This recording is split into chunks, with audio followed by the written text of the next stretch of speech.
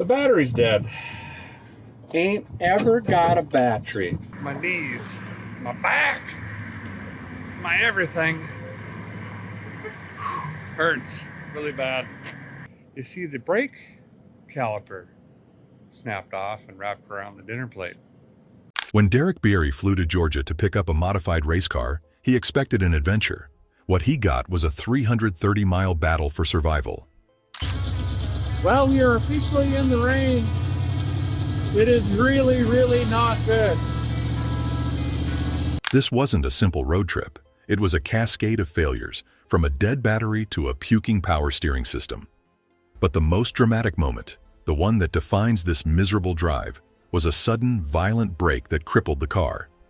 You think you know the story from the video, but the reality of the failure and the sheer genius of the improvised fix are crazier than you've been led to believe.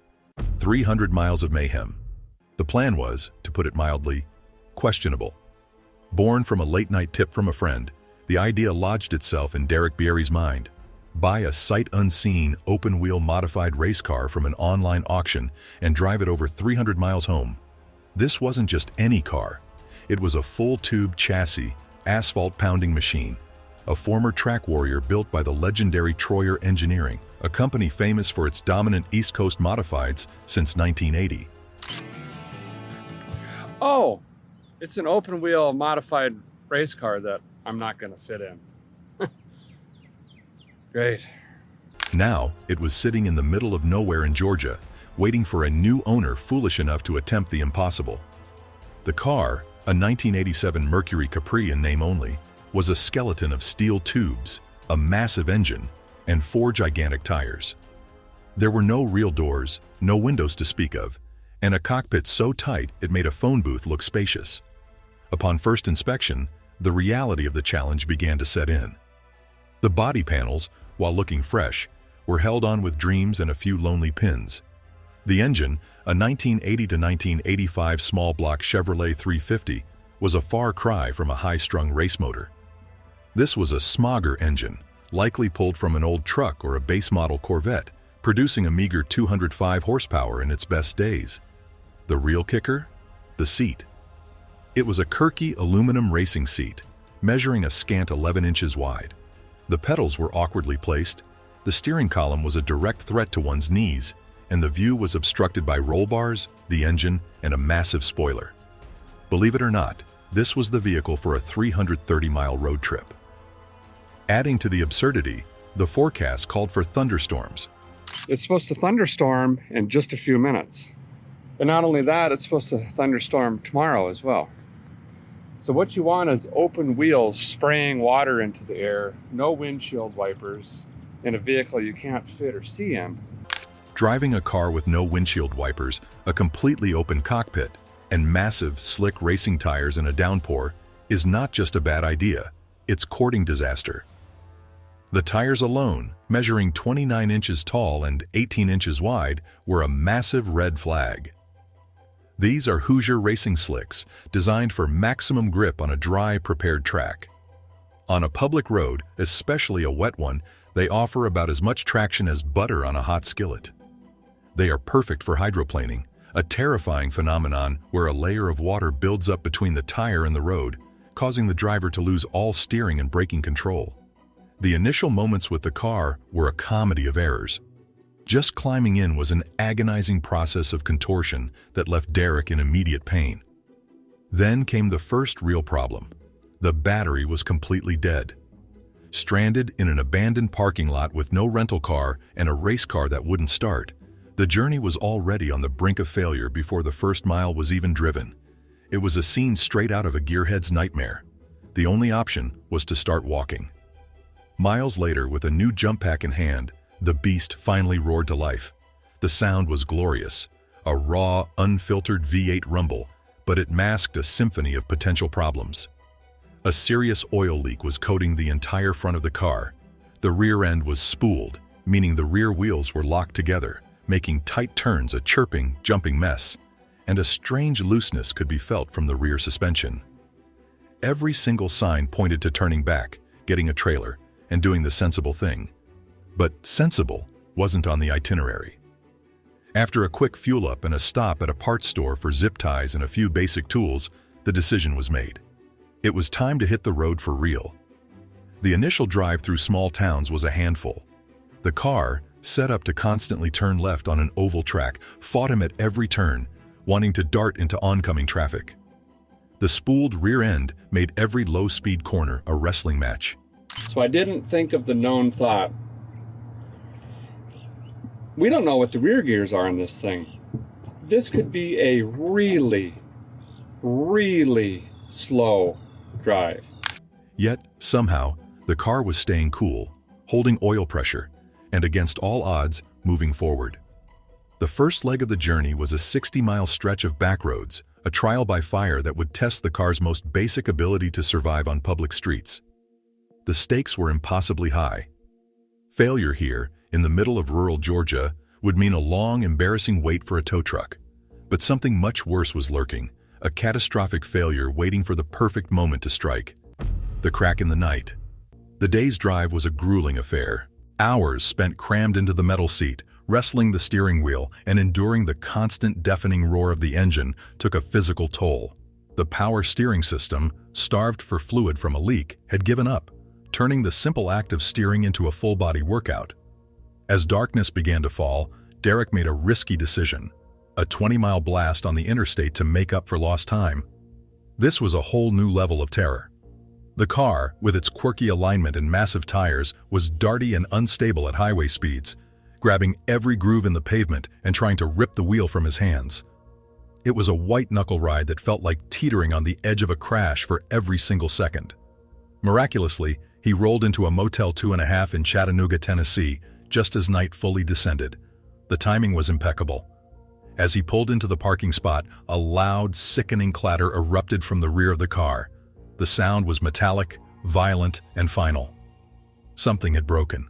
Badly. A quick look under the car revealed a horrifying sight. The rear brake caliper, a critical component responsible for stopping the car, had not just failed, it had completely snapped off its mounting bracket. The heavy chunk of cast aluminum was now dangling by its stainless steel brake line, clanging against the massive dinner plate-sized brake rotor. I could rent a car, drive all the way down there, drive all the way back. But I don't know.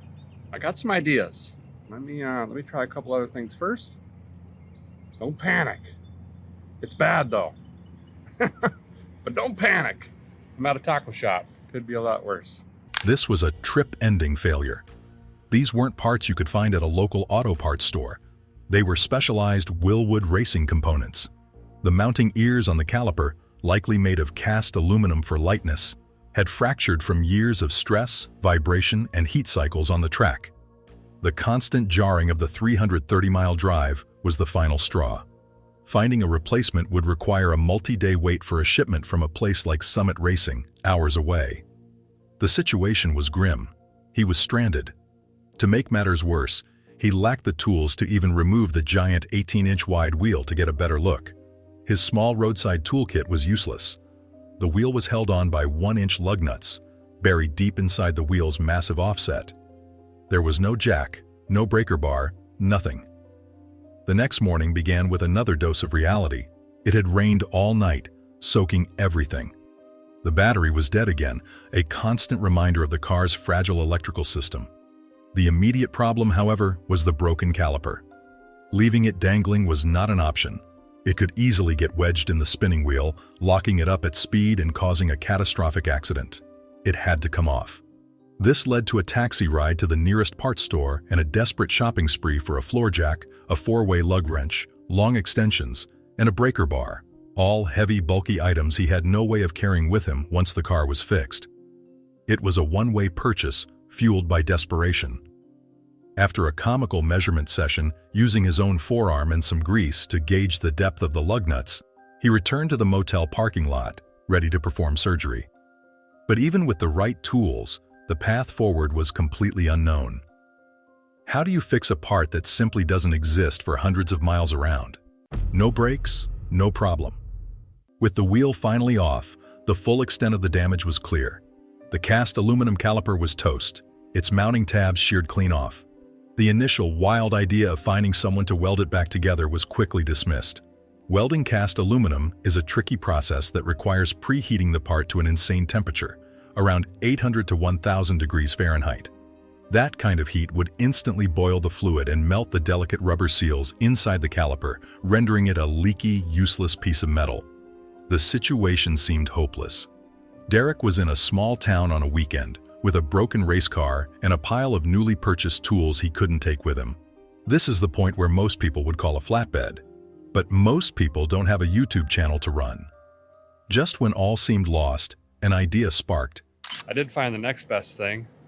Routed around on the interwaves, sent out some smoke signals, and I've got a mobile welding unit on the way. I mentioned that it was cast aluminum. I felt pretty confident he can at least booger weld it together. It was a long shot, a classic hold my beer and watch this moment of pure mechanical improvisation. What if he couldn't fix the caliper, but could just eliminate it? Using the modern magic of the internet, he sent out a digital smoke signal, a plea for help on social media. Incredibly, he got a response. A local man named Mike, who ran a mobile welding service, was on his way. The new plan was as simple as it was brilliant. Derek removed the small threaded fitting that connected the brake line to the caliper. He handed the tiny hollow fitting to Mike and asked him to do one thing: weld the end of it shut. Using his high-tech TIG welder, Mike laid a perfect bead over the opening, effectively turning the fitting into a solid plug. This tiny, custom-made plug was the key. By threading it back into the brake line, it would dead-end the system, preventing any brake fluid from leaking out. The car would now have no brake on the right rear wheel, but that was a small price to pay. Modern race cars, including this one, have an adjustable brake bias controller on the dash, allowing the driver to shift the braking power between the front and rear wheels. By cranking the bias all the way to the front, the missing rear brake would hardly be noticeable. The caliper itself was zip-tied securely out of the way, and the wheel was bolted back on. The mobile welder, Mike, proved to be a lifesaver. In a classic barter deal, he traded his welding services for the brand new jack Derek had just bought, solving the problem of what to do with the bulky tool. It was a perfect, almost unbelievable resolution. A complete stranger had appeared out of nowhere, performed a highly specific and clever fix in a motel parking lot, and saved the entire trip. The crisis was averted. With the car buttoned up and the brake bias adjusted, it was time to hit the road again. But as he fired up the engine, the sky opened up. The rain that had been threatening all day was finally here, and it was coming down in sheets. The next leg of the road trip would be the most dangerous yet: riding the storm out. The relief of fixing the brake was immediately replaced by a new kind of terror: the storm. Driving this car in the rain was not just difficult, it was monumentally stupid and dangerous. That was single-handedly one of the most terrifying and dumbest things I have ever done. At one point, I hydroplaned and was completely sideways at about 50, 55. The massive 15-year-old rock-hard tires had virtually no tread. On the wet interstate, the car began to hydroplane instantly. At one point, traveling at about 55 miles per hour, the car went completely sideways, skating across the lanes on a thin film of water, completely out of control. It was a heart-stopping moment that could have easily ended in a multi-car pileup. Visibility dropped to near zero. Water was coming from every direction. The open wheels acted like giant rooster tails, blasting a fire hose of grimy road water directly into Derek's face and chest. Water poured in from under the car, soaking his lap, and ran down the back of his neck. Within minutes, he was completely drenched, his boots filled with water. It was a miserable, terrifying, and bone-chilling experience. Wisely, he pulled over at a gas station to wait out the worst of the storm. The physical and mental strain was immense. His back ached from clenching the steering wheel, his nerves were shot, and every muscle was tense. After a short break and a cup of coffee to calm his nerves, he checked the radar. The storm was moving on. With hours still to go, he had no choice but to press on. The rest of the drive was a slow, careful crawl. He abandoned the treacherous interstate for the relative safety of winding back roads. The pace was slower, but the drive was no less demanding. The car's oil pressure began to drop as the old truck motor got hotter than it had been in years, and the power steering continued to bark and groan with every turn. Yet, the cobbled-together machine kept going. The welded brake fitting held, the engine didn't blow, and the zip-tied caliper stayed in place. Mile after agonizing mile, he navigated the hills and curves of Tennessee, crawling his way home. The car made it, but the story is more than just a drive. It's a lesson in what happens when bad ideas meet incredible luck. What's the craziest roadside fix you've ever had to pull off? Let us know below, and don't forget to like and subscribe for more.